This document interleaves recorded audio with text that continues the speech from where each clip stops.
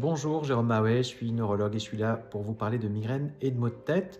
On m'a demandé de parler de Botox, la toxine botulique de type A, et de migraine. Eh bien, en l'occurrence, il y a en effet des preuves de l'intérêt du Botox, de la toxine botulique de type A, dans la migraine, mais dans la migraine chronique, c'est-à-dire les patients qui ont une forme au cours de laquelle il y a finalement plus de jours où ils ont mal que de jours où ils n'ont pas mal. Si on regarde sur un mois, il y a plus que 15 jours où ils souffrent de maux de tête, dont la plupart ont des caractéristiques de migraine. C'est ce qu'on appelle la migraine chronique. Vous imaginez bien le handicap vécu par ces patients. Eh bien, dans ces cas-là, il y a un intérêt de discuter le Botox, la toxine botulique, surtout s'il y a eu déjà 2 échecs à des traitements plus classiques.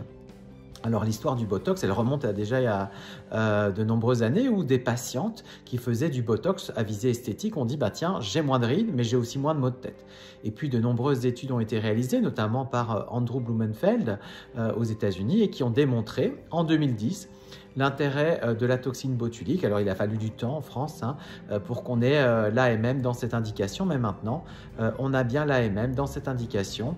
Migraine chronique, eh bien on propose aux patients qui ont déjà eu des échecs ou des intolérances à des traitements médicaux plus classiques des injections de toxine botulique. Alors c'est au moins 31 piqûres, donc c'est pas rien.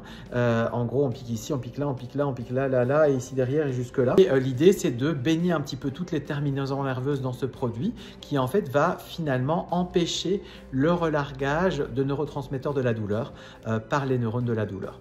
Voilà, j'en reparlerai, mais on m'a demandé d'en parler et c'est vrai que c'est une arme thérapeutique qu'on est ravi d'avoir à ce jour en plus, même si pour le moment, la facteur limitant, c'est qu'il faut qu'il y ait de nouveaux neurologues qui se forment à ces injections, d'autres spécialistes idéalement. Voilà, à bientôt, merci.